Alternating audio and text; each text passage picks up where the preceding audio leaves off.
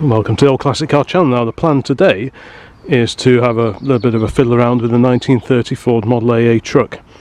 I noticed recently I checked the gearbox level, which is there. That's the fill plug, and you fill it up to the level of that, and it is full, but the oil that's in there seems very light. I suspect that somebody has put in, I don't know, maybe a 90 weight oil or something like that, but when I looked at it and ran it in my fingers, it just seemed very lightweight.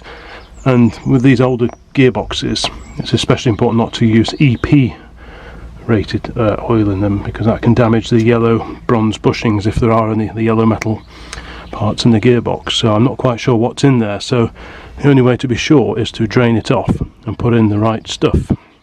Now, what is the right oil?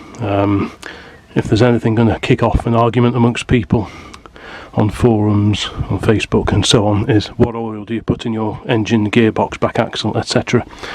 And you'll get many opinions if you ever dare to put that question out into the public. So what I've got is I'm going to put the old 600 weight, what they call steam oil, or 250 as it's called now, weight oil, which is what I use in the small Dodge Tourer.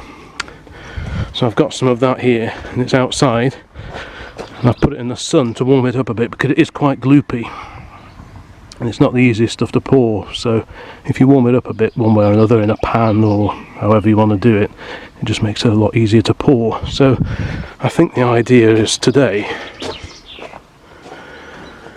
because I'd like to have a look in the gearbox anyway, I'm going to take this top cover off. So that requires taking off the handbrake lever, which is just bolted on there, and there's a few bolts that hold on the top cover, and I'll just take that off with the gear lever and just have a look inside and just make sure everything's tickety-boo, drain off the old oil that's in there, and then I can pour in the 250 weight replacement oil. And with the top off, it makes it a lot easier to pour in rather than trying to pour it in through here. Like I say, it's quite thick gloopy stuff, so I can just pour it in through the top here and monitor the level by taking this plug out. So I think that's probably what I'm going to do. So let's go and see if I can find the right size socket or spanners to fit these. There's not too many of them. And have a look inside, delve within, and see what treats lie within the Ford's gearbox. So let's go and get on with that then. Well, they're all 9/16, so that's nice and easy. They all fit on there a treat. So let's go and find a socket that'll fit that. I've also taken a couple of photographs just to show the general layout, and sprayed a bit of oil on there. It was all a bit dry, so that all wants oiling up properly afterwards. But really, yeah, just take photos. That's the beauty of digital cameras. You can just take as many photos as you like. It doesn't cost anything. And if there's any question mark over reassembling these things, you can refer back to them, and it's a big help. Right. Well, I know some of you like these old tools, so here, this socket is a 9/16 chrome alloy by Gordon of Sheffield, England. I'm not sure if that's coming out or not. There we go. Well, I've loosened off all the main bolts. I'm just going to take off the handbrake assembly from the side of the gearbox, because that needs to come off before this top cover can come off. There goes the WD-40. There we go. Yeah. Obviously the beauty of things of this age is that everything is a reasonable size, and being a small lorry, everything's sort of a decent scale, so you're not messing around with tiny little screws and fittings. That's one of those off. And it's fairly easy to get at everything as well, which is good. Right, I can't do this single-handedly, so I'll put the camera down and report back in a moment. Okay, well, that's all 6 of the bolts removed. I noticed that at the back here you've got 2 different lengths. I'm not sure if that's intentional or if it's just the bolts that someone's used previously to put this back together. So I've put the bolts in their correct positions so I can put them back in the right place.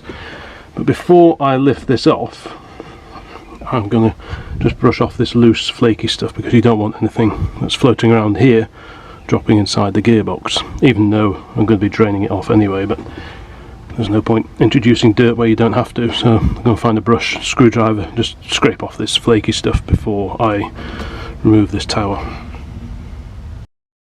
Okay, well that's brushed down, so the handbrake's off and out of the way. All 6 bolts are removed, so in theory this should come off. Oh, there we go. I wasn't sure if it had been glued down with some sealant or not, but it would appear not. So let's see if I can get this off. I'll just do with tying this out of the way really. Let's put it behind the choke rod. Will it go behind there? Yeah, that's okay. That'll just keep it out of the way, clear of here. There's nothing on the other side. Cool, it's a heavy old lump. There we have the inside of the gearbox. So I'm just going to put this somewhere safe. Put it on the back of the truck for now. I'll come back to that in a minute. There it is. Right. So that's the inside of the gearbox. It's in neutral at the moment. So there's, like I say, there's plenty of oil in there, but it's quite... It's just a bit lightweight, I think. This is just too thin. There's just not much body to it at all. So I think I'll go and find the drain plug, I'll find the can, and then drain this out, and I can have a proper look inside, see if there's any muck in the very bottom of the gearbox that's accumulated. Just have a bit of a look around and make sure everything is as it should be. I'll also take a photo of where the gears are so that I can put them all in the correct location, just to make it easier putting the top back on. So right, let's go and find the container to drain this oil off into. Of course, another good thing about old lorries is you don't have to jack them up necessarily to work on them underneath, so it saves a bit of time. Of course, the downside is if you do need to do any work on them, they need spanners that typically are larger than you might have for working on old cars. So if you're thinking about buying an old lorry or truck, as this is American, then that's something to bear in mind, is the fact that the spanners are typically a little bit larger. Although saying that, the cover of the gearbox was only 9/16 AF, which is pretty common on cars as well. Ugh. So it's pretty clean what's coming out, but I just think it's a little bit too lightweight for the good of the gearbox. So like I say, as I don't know what's in there, the safest bet is to drop this out and put in what I know is suitable for the job. This is a truck that I've owned for quite a few years now. I sort of dabbled with it on and off. It's been out a couple of times. We took it to a school fair, and here and there just little local hops. Still something of work in progress, but we'll get there in the end. And this is just one of those little jobs that, as soon as I spotted the fact that the oil in the gearbox didn't look great, it's been on my list of things to do. And as it's a nice day, I thought, right, let's crack on. I think someone did do a fair bit of restoration work to it a while ago. It was once part of a big collection of lorries, trucks, etc. And many of them were sold off years ago, and it passed through 2 or 3 people's hands, I think, and then I saw it advertised, so I ended up buying it. And like I say, I've just been dabbling away with it ever since. The engine is Model A Ford. The trucks were the Model AAs, so everything's slightly beefed up, but the engine I think is the same as the Model A car. I changed the water pump. This is a sealed unit now. It does have the grease nipples on it, the Zerks, but I think they're just there for display. This is a bit thin really, it should have a beefier belt on it than that. This was missing, which is the advance and retard linkage, so I bought another one of those. I've replaced various parts of the ignition system, plugs, bits and bobs in there. It's wired up to a 12 volt coil at the moment, but I will put it back on the 6. So that's what this is, a 6 volt one here, which has just been bypassed for the time being. Yeah, bits and pieces of the wiring want doing, but it starts up, you know, put a drop of fuel in. The fuel tank is here in here, and it's just a gravity feed. It comes down there. There's a tap under the bulkhead inside, and it just comes down there. It's the carburettor. The carburettor is a reconditioned one that I bought from the States for it. Just to sort of, there was a lot of wear in the one that was on, so I thought I'll just get that replaced. There's a few jobs to do still, but it runs, it drives, brakes seem to work. Of course, it's all mechanical, so once they're set up, they're usually good to go, even if the vehicle's been stood for a long time. So it's a nice old truck. I'm not too concerned about it, to be honest. But it'd be nice to have it out and about and just use it, because you don't see them in use very often nowadays. I do know someone locally who's got a blue Model A truck, short wheelbase. This is the long wheelbase, so I see that out from time to time. It'd be nice to have this one out as well. It's quite sound in all the parts where you often look for rot. It's good around here and here. It's had a bit of a repair down here on the outside, but it's holding up okay. Same on the other side. All the important stuff is good and proper. You got all the seams and the rivet heads where you'd expect to see them. The bracing in here is all good.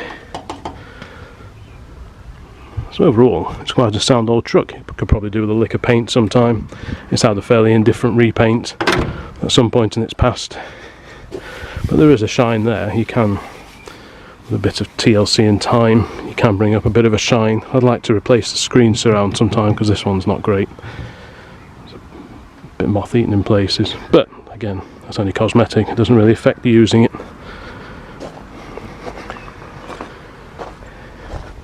So how's this wheel doing? Still dribbling out.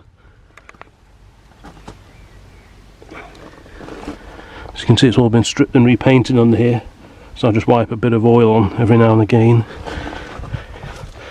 All the wooden back was replaced many years ago. You can see it's all quite clean under here, which is always nice to see, so I'll just spray a bit of oil over every now and again. I put new tyres on the front, and I found some matching part warms to go on the back. I had the wheels sandblasted, stripped sandblasted, and I repainted all those before having the tyres refitted. So with a bit of a scrub up, she comes up looking quite nice. So let's have a look at the gearbox and see. I'll have to go and get my torch, I think.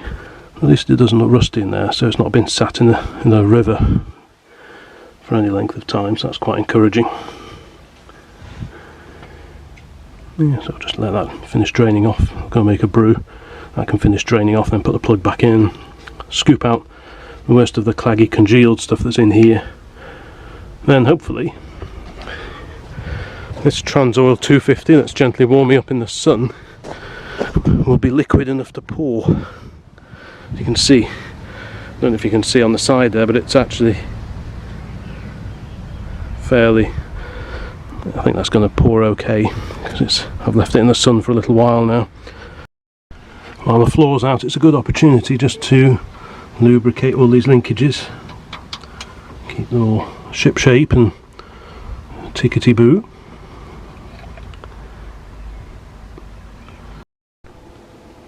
And while I've got a minute, I'm after a spot of advice, if anyone can help. I've got this old jack, and it is a Ford jack, as it says there. I'm trying to work out what Ford this would originally have been supplied with. There's a number stamped up there, 171C, 17/1C. There's nothing on the base. Oops. I'm just intrigued if anyone can actually identify what car, or possibly lorry, truck, etc. this would have come with. It's quite a chunky bit of kit. There is a number stamped on the back of here, actually. What does that say? I can't quite make that out. 1.5, I think. It came with this little handle, but I don't know if that's original or not.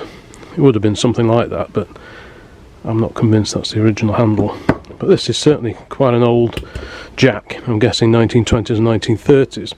But can anyone tell me what this is off? Clearly it was designed to fit in a particular location. Often when you see old jacks, a bit like this one, if they're designed to go under the chassis, they have this kind of section on here, and that sort of goes around the chassis rail, but this doesn't.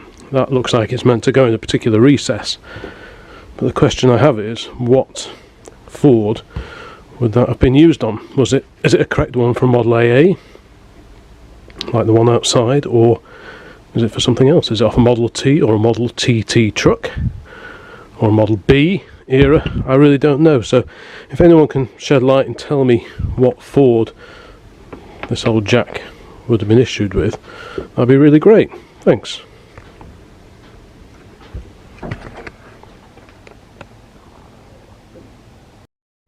While I'm thinking about it, actually, I'd be interested to know what this is off as well. It's obviously Ford, stamped up with some kind of pattern on there, which may mean something to somebody, but perhaps that was by the company that made this. I'm not sure. There's nothing much on the reverse. I'm assuming these one end is a bit like on the Dodge perhaps for the wheel centre cap. I'm not sure, but if anyone can confirm what Ford that would have been from, that'd be great. Model T, Model A, Model B, I really don't know, but I'm sure someone watching this will know. Some very clever people out there, so if you know what this is off, or what that jack was originally supplied with, please pop a note in the comments below. Cheers. Okay, this is what came out. It wasn't too dirty, but I think that's just a bit too light, to be honest. I'm not sure how clearly this will show if I put this light on. Have a quick look inside the gearbox.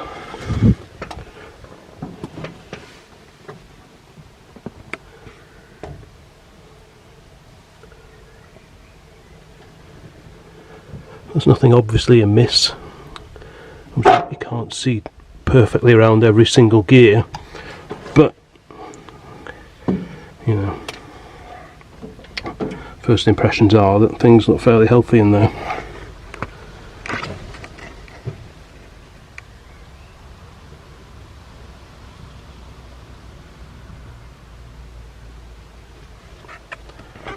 I've got a diagram somewhere that shows the position of each gear set depending on which gear you're in, because it's a 4-speed gearbox. The Ford Model A car and pickup, 3-speed gearbox, but the Model AA, because like I say, everything's just beefed up a little bit more, this is a 4-speeder, so the parts aren't interchangeable between this and the Model A car gearbox, so it's even more important that it's all in good order, because the parts aren't quite as easy to find as they are for the car. So that's all looking okay. Now there's the drain plug, rather the fill plug on the side. I've whizzed that out. That goes in there. Normally you'd have to fill it up through there, but as I've taken the top off, it's nice and easy just to pour it all in there and then just wait for it to come up to the threads on the fill plug there. So let's go and get one of those bottles of oil and pop it in and see how many it takes. I think it's 2.5 quarts, so I should have enough, but you never know. I meant to say, if you're a fan of these vintage lorries, classic trucks, etc, etc, and you're able to, please pop a note in the comments and say hello and tell me what vehicles you've got, because it's always interesting to read about what people who watch these videos are into themselves, because yeah, just let me know what you have. So I've got the first can of Transoil 250. I've used some of this already in Little Dodge, it's about half full. So let's start popping some of this in here. I've put the drain plug in, so as I'm filling it in from the top, I can just bathe everything in good old 250 before it actually hits the bottom of the casing. So here we go. Something quite therapeutic about this. I'll stop talking.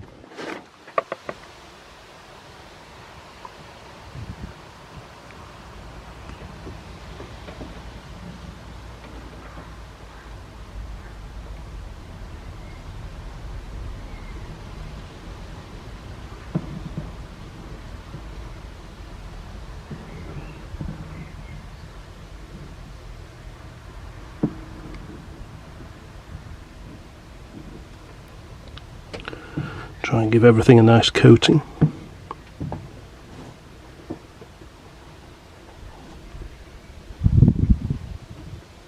Don't want that going in there. That's a little plastic ring off the top of the bottle.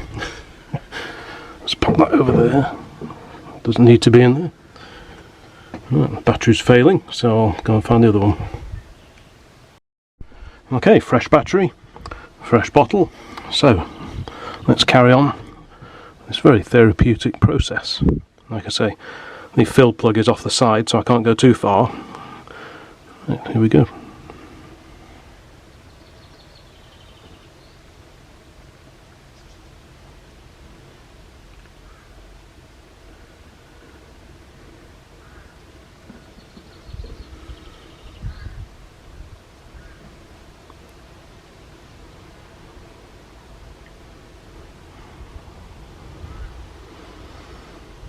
Give everything a nice coating.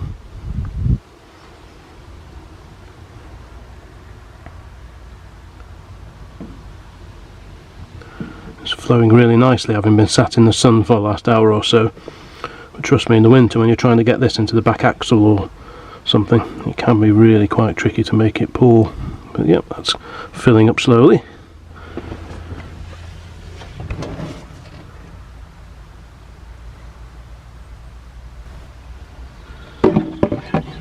New bottle, please.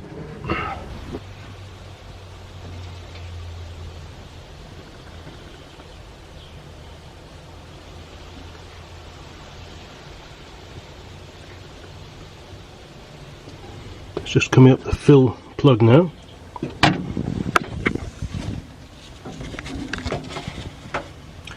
Now some say go to the bottom of the threaded area, and others say come up to here.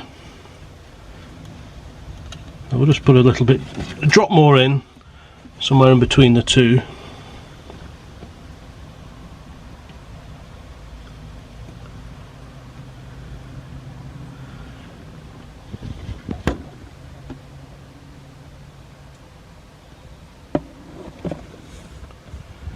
Creeping up.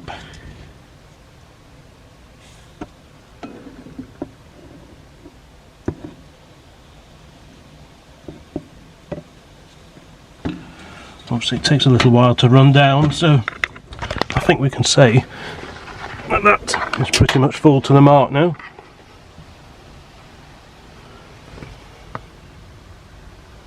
Right, I'm pleased with that. So I'm just going to have a quick look at the inside of the top piece here. You can see it's all wired on. Last time I saw things wired on like this, it was on the Type 35 Bugatti. So these are the gear selectors. Obviously these all slide around depending what gear you put it into, and this moves the gears down there, so it's a little bit sludgy, so I'll just clean off the worst of it.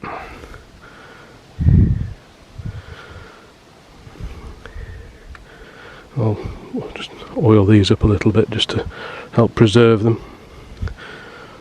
Yeah, it's a little bit gloopy, so I'll just clean the worst of that out, and then they can all go back together. These are the connections. This is the brake light switch. So it's actually a physical switch. This is your brake rod, and as you press the brakes, it pulls this plunger in there. And literally these are your two electrical connections. As you press the brake pedal, it pulls that plunger, and that really enables the brake lights to come on. And as soon as you take your foot off the brake pedal, that bracket, which is adjustable, slides along and pushes the connection here. So this slides and pushes that little piston back into the switch, breaks the circuit, so the brake lights go out. Press the brake pedal again, the little plunger moves forward, makes the connection, the brake lights come on, take your foot off the brake, and the brake lights go out. And this is all adjustable. You can do this nut and bolt and adjust when you want the brake lights to come on. So that's all quite handy really. So yeah, that's what that does. So let's put all this back on.